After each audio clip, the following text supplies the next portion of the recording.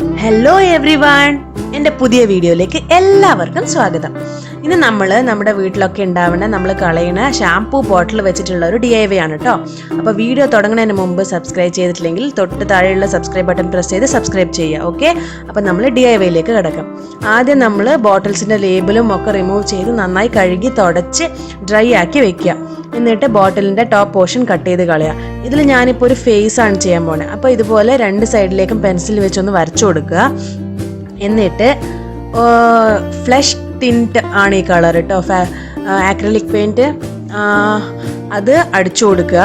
ഇത് അടിക്കുമ്പോൾ എന്താ ശ്രദ്ധിക്കേണ്ടതെന്ന് വെച്ചാൽ നമ്മൾ ഒരേ ഡയറക്ഷനിൽ അടിക്കുക. അപ്പോഴാണ് ഇപ്പോൾ മുകളിൽ നിന്ന് താഴേക്ക് തന്നെ പെയിൻറ്റ് അടിച്ചു കൊടുക്കുക. അല്ലെങ്കിൽ കുറച്ച് അൺഈവൺ ആയിട്ടുണ്ടാകുമ്പോൾ ഭംഗി ഉണ്ടാവില്ല കേട്ടോ.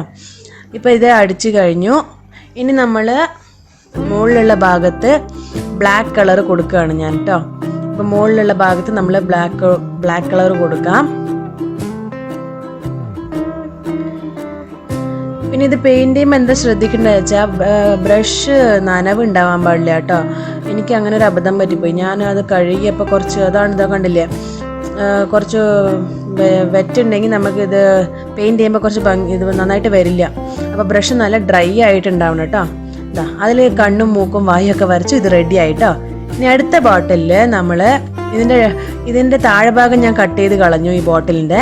ഇനി ഇതിൽ ബ്ലാക്ക് ആക്രിലിക് പെയിൻറ്റ് വെച്ചിട്ട് ഞാൻ കണ്ണ് മൂക്കൊക്കെ വരച്ചു കൊടുക്കുകയാണ്. ഇപ്പോൾ ആരുടെ അടുത്തെങ്കിലും ആക്രിലിക് പെയിൻറ്റ് ഇല്ലെങ്കിൽ നിങ്ങൾ പെർമനൻറ്റ് ബ്ലാക്ക് മാർക്കർ ഉണ്ടാവുമല്ലോ, അത് വെച്ചിട്ട് ഇത് ചെയ്യാൻ നല്ല ഭംഗിയായിട്ട് തന്നെ ഉണ്ടാവും കേട്ടോ. ഇപ്പോൾ എൻ്റെ അടുത്ത് പെയിൻറ്റ് ഉള്ളതുകൊണ്ട് ഞാൻ ഇത് വെച്ച് ചെയ്യാണ്. ഈ റെഡ് പെയിൻറ്റ് വെച്ചിട്ട് നമുക്കൊരു ചെറിയ വായ വരച്ചു കൊടുക്കാം.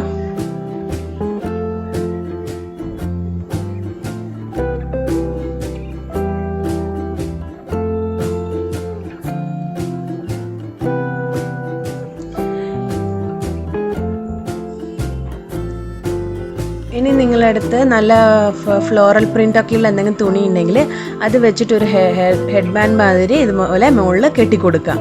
നല്ല വലിയ വലിയ പൂക്കളൊക്കെ ഉള്ള തുണിയാണെങ്കിൽ നല്ല ഭംഗി ഉണ്ടാവും കേട്ടോ. അത് ഇതാ ഇത് റെഡി ആയിട്ടോ.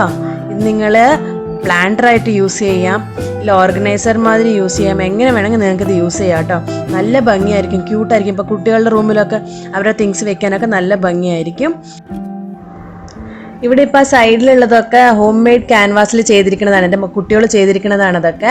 അതെങ്ങനെയാണ് ഉണ്ടാക്കണമെന്നുള്ള ഒരു സെപ്പറേറ്റ് വീഡിയോ ഞാൻ ചെയ്തിട്ടുണ്ട്. അതിൻ്റെ ലിങ്ക് ഞാൻ ഡിസ്ക്രിപ്ഷൻ ബോക്സിൽ ഇടാം.